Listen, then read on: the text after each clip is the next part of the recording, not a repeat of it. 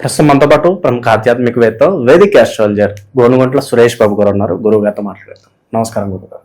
మణికంఠ గారు నమస్కారం అండి. 2026లో మొదటి 6 నెలలు మనకి ఫినిష్ అయిపోయాయి. మరి సెకండ్ హాఫ్ లో భాగంగా జూలై నెల తులారాశి వాళ్ళకి ఓవరాల్ గా ఎలాంటి పరిణామాలు వీళ్ళు ఎదుర్కోబోతున్నారు, వీళ్ళు ఎలాంటి జాగ్రత్తలు తీసుకోవాలంటారు ఈ నెల? ముందుగా మణికంఠ గారు, ఈ జులై మంత్ యొక్క విశిష్టత మనం తెలుసుకుందాము. ఎందుకంటే ఆ మాసం ఎంత గొప్పదో తెలుసుకుంటే ఆ మాసంలో ఉన్న రోజు కూడా అంత గొప్పగా ఉంటుంది, మన లైఫ్ కూడా అంత గొప్పగా ఉంటుంది. సో ఆ విధంగా మనం ఇండివిజువల్ లైఫ్ నేచర్ నుంచి వ్రతాలకి కాలానికి మన మహర్షులు అలైన్మెంట్ చేశారనమాట. అందుకనే మాసాలు, తిథులు, మోడాలు ఇవన్నీ రకరకాలు పెట్టేశారు. ఇందులో మనం ఫస్ట్ జులై మంత్ చూసుకుంటే చాలా చాలా చేంజెస్ ఉన్నాయండి. ఇందులో ఒకటి, మాసం ఫస్ట్ 15 డేస్ నిజ జ్యేష్ఠ మాసం ఉంటుంది 13వ తారీఖు వరకు. 14 నుంచి మనకి ఆషాఢ మాసం స్టార్ట్ అవుతుంది. ఇందులో ఎప్పుడైతే మనకి ఆషాఢ మాసం స్టార్ట్ అయిపోతుందో మనకి దేవీ నవరాత్రులు, గుప్త నవరాత్రులు అని స్టార్ట్ అయిపోతుంటాయి. వారాహి నవరాత్రులు అని అంటూ ఉంటారు. అయితే ఆ తర్వాత మనకి ఏమవుతుందంటే ఇమ్మీడియట్గా మనకి కర్కాటక రాశిలోకి ఎప్పుడైతే ప్రవేశం చేస్తూ ఉన్నాడో మనకి ఏమంటారు, కర్కాటక సంక్రమణ దక్షిణాయనం అంటారు. ఎప్పుడైతే దక్షిణాయనం స్టార్ట్ అవుతుందో మనకి చాతుర్మాస వ్రతం అని స్టార్ట్ అవుతుంది. అది మనకి తొలి ఏకాదశి పండుగలు ఉంటుంది. మనకి తొలి ఏకాదశి వచ్చేటప్పటికి ఎప్పుడు వస్తుంది, 25వ తారీఖు వస్తుంది. చాతుర్మాస వ్రతం 26 నుంచి స్టార్ట్ అవుతుంది. 29వ తారీఖు గురు పూర్ణిమ ఉంది. అంటే ఇప్పుడు ఈ ప్రకారం చూసుకుంటే మనకి గురుమోడం ఉంది, వారాహి నవరాత్రులు ఉన్నాయి, చాతుర్మాసం ప్రారంభమవుతుంది, ఆషాఢ మాసం ప్రారంభమవుతుంది, గురు పూర్ణిమ ఉంది. సో ఇన్ని రకాల విశిష్టతలు మనకి ఈ మాసంలో కలిగి ఉన్నాయి కాబట్టి ఇది చాలా ముఖ్యము, అందరూ సెలబ్రేట్ చేసుకోవాల్సిన మాసం అని చెప్పుకోవచ్చు. మరి జ్యోతిష శాస్త్రం ప్రకారంగా గ్రహాలు మారుతూ ఉంటాయి కాబట్టి 3 గ్రహాలు మారుతున్నాయి. జూలై 4వ తారీఖు, 7వ తారీఖు, 16వ తారీఖు. ఇందులో వచ్చేటప్పుడు శుక్రుడు, బుధుడు, సూర్యుడు వరుసగా మారుతూ ఉన్నారు కాబట్టి మనం ఈ 12 రాశుల వారికి టోటల్గా ఎలా ఉండబోతుంది ఏంటనేది దీని గురించి తెలుసుకోవాలి. సో మనం తులారాశి చూసుకుంటే బాగున్న రాశిలో ఇది ఒక రాశి మనం అనుకోవచ్చండి. అంటే ఏమంటారు, వృషభ రాశి చాలా చక్కగా ఉంది జూలై మంత్లో. సెకండ్ బెస్ట్గా ఉన్న రాశి ఇదని చెప్పుకోవాలి. ఇందులో ముందు డీటెయిల్స్ చెప్పుకోబోయే ముందు ఇందులో ఉన్న నక్షత్రాలు చిత్త 2, 3, 4 పాదాలు, స్వాతి 1, 2, 3, 4 పాదాలు, విశాఖ 1, 2, 3 పాదాలంతా ఇందులో ఉంటారు. పేరు బలం బట్టి మనం చూసుకుంటే రా, రీ, రూ, రే, రో, తా, తీ, తూ, తే అన్న అక్షరాలు ఇందులో ఉంటాయని గమనించాలి. నెక్స్ట్ మనకి ఇందులో లఘు గోచారం, సూక్ష్మ గోచారం ప్రకారం టోటల్గా ఏమంటారు, చిన్న చిన్న వర్డ్స్లో హోల్ మంత్ అంతా ఎలా ఉంది మనం చెప్పుకోవచ్చు. ఇది సంస్కృతంలో ఉంటుందండి. క్రియాఫలం మృతిం విఘ్నం అభయం అంటారు. అంటే ఏదైనా పని చేస్తే అందులో ఫలితం ఉంటుంది, రెండోది అభయప్రదంగా ఉంటుంది, మూడోది ఆటంకాలు ఉంటాయి కానీ వాటిని అధిగమించి ముందుకెళ్ళిపోతూ ఉంటారు. ఇక్కడ ఈ కాంబినేషన్ బట్టి చూస్తే అంటే నాకు వచ్చే కాల్స్ ఇది రియల్ టైంలో ఎలా ఉంటుందంటే చాలా మందికి ప్రమోషన్స్ వచ్చే అవకాశం ఉంటుంది. ఇప్పటిదాకా జాబు లేకుండా ఇబ్బంది పడే వాళ్ళకి జాబ్ వచ్చే అవకాశం ఉంటుంది. ఏదైనా చెరీష్ డ్రీమ్ చాలా రోజుల నుంచి మనం అనుకుంటున్నాం, అది ముందుకు పోవట్లేదు, ఏంటి అనుకుంటే ఈ టైంలో ఖచ్చితంగా వాళ్ళకి అనుకున్న పనులను నెరవేరే అవకాశం ఉంటుందని మనకి జనరల్ అబ్జర్వేషన్ అనమాట. అంటే we are doing personal level research కదా. మాకేమంటారు, నా క్లయింట్స్కి ఎన్ని సంవత్సరాల నుంచి చేస్తున్న వాళ్ళు ఎలా ఉంటుంది ఏంటి రకరకాల కాల్ చేస్తూ ఉంటారు కదండి. కొంతమంది మెసేజ్లు పెడుతూ ఉంటారు పర్సనల్గా, ఇదిగోండి మీరు ఇలా చెప్పారు, మీ వీడియో చూసాము, ఇలా వచ్చింది, ఇదిగోండి మీరు చెప్పినట్టు జరిగింది, అందుకు కనెక్ట్ అయిపోయి మళ్ళీ అపాయింట్మెంట్ తీసుకొని ఇండివిజువల్ జాతకం చెప్పించుకుంటూ ఉంటారు. ఇవన్నీ జరిగే అవకాశం ఎక్కువగా ఉంటుంది. ఇక్కడ కుజుడి విషయంలో మాత్రం కొంచెం జాగ్రత్తగా ఉండాలి. కొన్ని సందర్భాల్లో అనుకున్న పని కాకుండా ఆటంకాలు సాగిపోయే అవకాశం ఉంటుంది. బట్ ఇక్కడ కుజుడు మిక్స్డ్ రిజల్ట్ ఇస్తున్నారు అని చెప్పుకోవచ్చు. అంటే టోటల్గా ఒక 75 to 80 చాలా పాజిటివ్గా ఉంది. ఒక 20% మాత్రం అనుకున్న పనుల్లో ఇబ్బంది వచ్చే అవకాశం ఉంటుంది. అయితే మనకి సంస్కృతంలో మహర్షులు ఏం చెప్తారంటేనండి, అర్ధసిద్ధి సదా ఆరోగ్యం ఇష్టసిద్ధి బంధుమిత్ర సమాగమ రాజదర్శనం సుసల్లాఫో సౌఖ్యం దశమే రవి అంటారు. అంటే చుట్టాన్ని చాలా పెద్ద శ్లోకం లాగా ఉంటుంది. దీని మీనింగ్ ఏంటంటే అర్ధసిద్ధి అంటే డబ్బుల ప్రకారంగా బాగుంటుంది, సదా ఆరోగ్యం బాగుండి బంధుమిత్రులతో చక్కగా కలిసి ఉంటూ ఉంటారు, సంప్రదింపులు బాగా చేసుకుంటూ ఉంటారు. అయితే రాజదర్శనం సుసల్లాపో అంటారు. అంటే హైయర్ అఫీషియల్ కలవటము, వాళ్ళతో డిస్కస్ చేసుకోవటం, మంచి హెల్దీ అవుట్కమ్ వచ్చే అవకాశం ఎక్కువగా ఉంటుందని మనం చెప్తూ ఉంటారు అనమాట. అయితే వీళ్ళు ఈ టైంలో ఇంటికి సంబంధించిన వ్యవహారాల్లో అటెన్షన్ పే చేయడం కూడా చాలా ఇంపార్టెంట్ అని మనం చెప్పుకోవాలి. అయితే కుజుడు ఇప్పటిదాకా మన సూర్యుడు ఎలా ఉండటం వల్ల ఎలా ఉందని చెప్పుకున్నాం. అయితే ఇప్పుడు కుజుడు ఏం చేస్తారంటేనండి, కుజుడు మిక్స్డ్ రిజల్ట్ ఉందన్నమాట. కొన్ని యాంగిల్లో చాలా బాగుంది, కొన్ని యాంగిల్లో సపోర్ట్గా కూడా ఉంది. ఫస్ట్ ఎక్కడ బాగుంటుందనండి, కుజుని వల్ల ధన ప్రవాహం వస్తుంది, అనుకున్న పనులు విజయవంతంగా కంప్లీట్ అవుతాయి. మరి ఎక్కడ ప్రతికూలంగా ఉంటుందంటే మనకి సంస్కృతంలో ఏం చెప్తారంటే ప్రవాస కార్యహాని సాత్ కాసారోగ పీడనం స్థాననాశనం రుణచ్ఛేద అష్టమస్తే భవేత్ ధారాసుతే అంటారు. దీని మీనింగ్ ఏంటంటేనండి ప్రవాస అంటే ఫారిన్లో ఉండటం, అవుట్ స్టేషన్కి వెళ్ళటం, అక్కడ ఉండటం జరుగుతూ ఉంటుంది. కార్యహాని శాత్ ఏదైనా పని చేస్తే అందులో సరైన రిజల్ట్ రాకుండా దానికి ఆటంకాలు వచ్చాయి, ఆ రిజల్ట్ హాని జరిగే అవకాశం ఉంటుందని చెప్తూ ఉంటారు. అంతేకాకుండా కాసా రోగ పీడనం, కొంచెం కాఫ్ అవన్నీ వచ్చే అవకాశం ఎక్కువగా ఉంటుంది. స్థాననాశం రుణచ్ఛేద అంటే వీళ్ళు ఏదైనా జాబ్ చేస్తుంటే ఆ జాబులో ఆటంకాలు వచ్చే అవకాశం ఎక్కువగా ఉంటుంది, ఒడిదుడుకులు వచ్చే అవకాశం ఎక్కువగా ఉంటుంది, ప్రెషర్ ఉండే అవకాశం ఎక్కువగా ఉంటుంది. వీటితో పాటుగా రుణచ్ఛేద అప్పులు వాళ్ళు వచ్చి విపరీతంగా అడిగే అవకాశం ఎక్కువగా ఉంటుంది. వీళ్ళు ఇంతకుముందు ఎక్కడ అప్పులు చేస్తుంటే చాలా మాకు కట్టాల్సిందే అని తీవ్రంగా ఒత్తిడి చేసే అవకాశం ఎక్కువ ఉంటుందని గమనించాలి. సో దీనితో పాటు మనకి 9వ స్థానంలో బుధుడు ఉండటం వల్ల బుధుడు అంత ఎక్కువగా ఎఫెక్ట్ చూపించరు. విపరీత వేద కాన్సెప్ట్ వల్ల మ్యాక్సిమం కొంచెం తిండి జంక్ ఫుడ్ ఎక్కువ తిని గ్యాస్ట్రైటిస్ వచ్చే అవకాశం ఎక్కువగా ఉంటుంది, లేజినెస్ ఎక్కువగా ఉంటుంది. అది మనకి బుధుడు వల్ల సైడ్ ఎఫెక్ట్ అనుకోవచ్చు, బట్ అంత మ్యాక్సిమం ఎఫెక్ట్ ఎవరికి పడదు.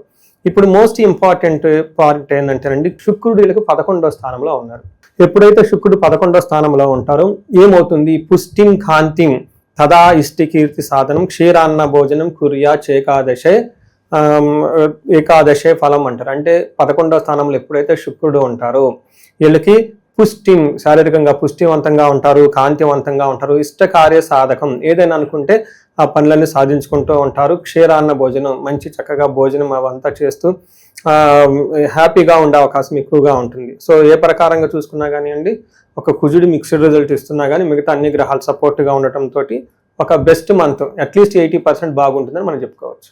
గురుగారు, ఈ రాశికి సంబంధించిన నక్షత్రాలు వాళ్ళకి ఎలా ఉంటుందంటారు స్పెసిఫిక్గా? చిత్తా, స్వాతి, విశాఖ నక్షత్రాలు 3 మనం అనుకున్నాం. ఇందులో చిత్తా నక్షత్రం చూసుకుంటే లాభప్రదంగా ఉంటుంది, క్షేమంగా ఉంటారు ఫస్ట్. అంటే ఫైనల్గా ఏమంటే పరవాసము అంటే అవుట్ స్టేషన్ వెళ్ళేది, వేరే చోట్లకి అటు ఇటు ట్రావెల్ చేసే దాంతోపాటు హెల్త్ కాంప్లికేషన్స్ ఉంటుంది, అతిగా భయపడే పరిస్థితులు కూడా ఉంటాయని గమనించుకోవాలి. నెక్స్ట్ స్వాతి నక్షత్రం వాళ్ళకి లాభప్రదంగా ఉంటుంది, వస్త్ర లాభము, క్షేమము. అయితే వీళ్ళకి హెల్త్ కాంప్లికేషన్స్ ఎక్కువగా ఉంటుంది, ఫైనాన్షియల్గా కూడా ఇబ్బంది పడే అవకాశం ఉంటుంది. నెక్స్ట్ విశాఖ నక్షత్రం వాళ్ళకి లాభప్రదంగా ఉంటుంది, షాపింగ్స్ అవన్నీ చక్కగా చేస్తారు, క్షేమప్రదంగా ఉంటుంది. వీళ్ళకి దేహ పీడనము, ధనహీనత అని చెప్తూ ఉంటారు. అంటే శారీరకంగా హెల్త్ కొంచెం డిస్టర్బ్డ్గా ఉంటుంది, ఫైనాన్షియల్గా క్రైసిస్ కూడా ఉండే అవకాశం ఎక్కువ ఉంటుంది. సో విశాఖ నక్షత్రం వాళ్ళకి కొంచెం జాగ్రత్తగా ఉండాలి, పనులు అంత స్మూత్గా కావు, కొంచెం ఆటంకాలతో లేదంటే అప్స్ అండ్ డౌన్స్ కొంచెం డిలే అయ్యే అవకాశం ఎక్కువగా ఉంటుంది. బట్ ఫైనల్గా అనుకున్న పనులు అయితే అన్ని విధాలా అయ్యే అవకాశం ఎక్కువగా ఉంటుంది ఈ రాశి వాళ్ళకి. పరిహారాల పరంగా గురుగారు ఏం చెప్తారు? వీళ్ళకి అత్యవసరంగా ఎవరిని ఎక్కువగా ఆరాధించాలంటారు? వీళ్ళు కుజుడికి సంబంధించి పరిహారాలు చేస్తే చాలా బాగుంటుందండి. హనుమాన్ చాలీసా రెగ్యులర్గా చదువుకుంటూ ఉన్న, హనుమంతుడి గుడికి మంగళవారం వెళ్ళేసి వడమాల ఒకసారి సమర్పించినా బాగుంటుంది. వీటితో పాటుగా సుబ్రహ్మణ్యేశ్వర స్వామి భుజంగ స్తోత్రం కానివ్వండి చేస్తూ, ఇంకా మనకి వీళ్ళకి జంట నాగులు లేదంటే గ్రామ దేవతల్ని వీళ్ళు పూజించినా కానీ చక్కగా కొంత టైం స్పెండ్ చేస్తే బాగుంటుంది. ఇంకా ఎవరికైనా బాగలేదు అనుకున్నప్పుడు మహాన్యాసంతో ఏకాదశ రుద్రాభిషేకం చేయించుకున్న, మన్యు పాశుపత అభిషేకం చేయించుకున్న కార్యసిద్ధి, ధన సంపాదన, వీటితో పాటుగా శత్రునాశనం జరుగుతూ చక్కగా ముందుకు దూసుకెళ్లే అవకాశం ఎక్కువగా ఉంటుంది. సో మనం ఇదంతా గోచార ఫలితాల కింద చెప్పుకుంటామండి మణికంఠ గారు. దీని ప్రకారం ఏంటంటే ఒక 30% మాత్రమే ఇప్పుడు మనం చెప్పుకునేవి వాళ్ళకి అప్లై అవుతాయి. అయితే ఇండివిజువల్ జాతకం చూపించుకోవడం చాలా చాలా ముఖ్యం. కొంతమందికి ఎవరికైతే ఏజ్ 40 to 50 years మధ్యలో ఉండేసి, అంటే +or- 40 years, దీన్ని మిడ్ లైఫ్ క్రైసిస్ అంటూ ఉంటారు చాలా మందికి. లేడీస్కి పోస్ట్ మెనోపాజ్ అని, ప్రీ మెనోపాజ్ అని, జెంట్స్ కూడా ఏమంటారంటే కొంచెం హార్మోనల్ చేంజెస్ ఉన్నాయని చెప్తూ ఉంటారు. అంటే సడన్గా ఏమవుతుందంటే వాళ్ళ లైఫ్లో 10 years కెరియర్ గ్రోత్ సక్సెస్ఫుల్గా ఉండి, అకాడమిక్స్ అంతా సక్సెస్ఫుల్గా ఉండి, వాళ్ళ లైఫ్లో ఒక మేనేజర్ లెవెల్లో ఒక ఉన్నతమైన పొజిషన్కి ఆల్రెడీ వచ్చి ఇప్పుడు లైఫ్లో ఒక స్టాగ్నేటెడ్గా ఫీల్ అయి ఉన్నారు, గ్రోత్ లేదు, వ్యాక్యూమ్ వచ్చింది, జాబులు పోయి ఇబ్బందులు పడిపోతున్నారంటే ఒక్కసారి వాళ్ళు సీరియస్గా జాతకం చూపించుకోవడం చాలా చాలా ఇంపార్టెంట్. ఎందుకంటే ఈ టైంలో వాళ్ళకి గ్రహ శాంతులని, లేదంటే గ్రహ దోషాలని, లేదంటే శాపాలని ఉంటాయి అనమాట. ఈ శాపాలు వాళ్ళకి ఎఫెక్ట్ అవుతూ ఉంటాయి అనమాట. జనరల్గా మనకి ఏం చెప్తారంటే మోడర్న్ సైకాలజీలో మిడ్ లైఫ్ క్రైసిస్ అని చెప్పేస్తూ ఉంటారనమాట. బట్ జ్యోతిష శాస్త్రంలో దానికి చాలా వివరణ ఇచ్చారనమాట, శాపాలని, గ్రహ దోషాలని అవన్నీ. ఒకసారి వాళ్ళ గ్రహాలు ఇండివిజువల్కి జాతకం చూపించుకోవడం చాలా ముఖ్యం. వాళ్ళకి ఫైనాన్షియల్ ప్రాబ్లం ఉన్న స్వర్ణలక్ష్మి విశేష హోమం చేయించుకోవటము, ఏమైనా కానీ హెల్త్ కాంప్లికేషన్స్ ఉంటే ఆయుష హోమం చేయించుకోవటం, అంతేకాకుండా చండీ హోమం, అందరికి ఏదైనా కనుక సీరియస్ ప్రాబ్లమ్స్ కన్సర్న్స్ ఉంటే కనుక చండీ హోమం చేయించుకోవటం, ఇలా మన్యు పాశుపత అభిషేకాలు ఇవన్నీ చేయించుకుంటే వాళ్ళ యొక్క ఎలాంటి సమస్య ఉన్నా కానీ సమస్యకు సంబంధించిన పరిష్కారాలు మనం కనుక్కోవచ్చు. భార్యాభర్తల మధ్య అన్యోన్య దాంపత్య పాశుపత అభిషేకం అని చెప్పేసి ఇలా అన్నీ చేసుకోవచ్చు.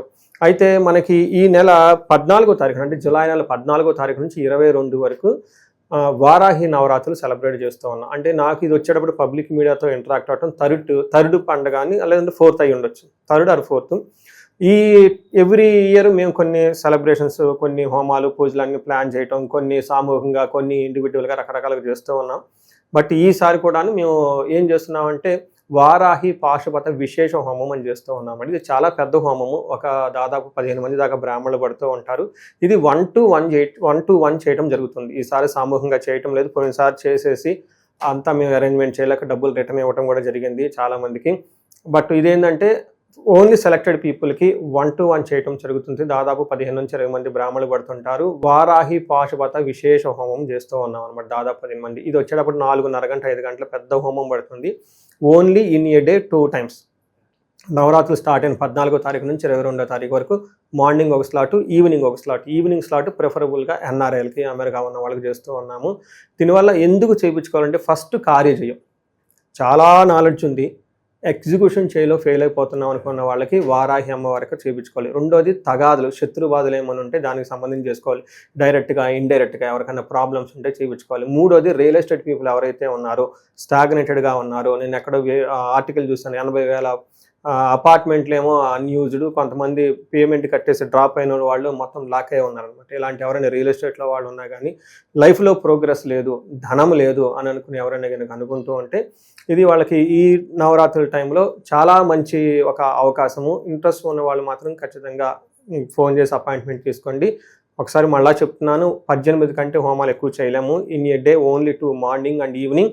మార్నింగ్ ప్రిఫరబుల్ ఇండియన్స్కి, ఈవినింగ్ స్లాట్ NRSకి మేము అరేంజ్మెంట్ చేస్తున్నామండి. దీన్ని సద్వినియోగం చేసుకోవాలని చెప్పేసి నేను కోరుకుంటూ ఉన్నాను. ఓవరాల్గా ఈ రాశి వాళ్ళకి ఈ నెల ఏ విధమైన ఫలితాలు ఉండబోతున్నాయి మంచి విశ్లేషణ అందించారు. ధన్యవాదాలు.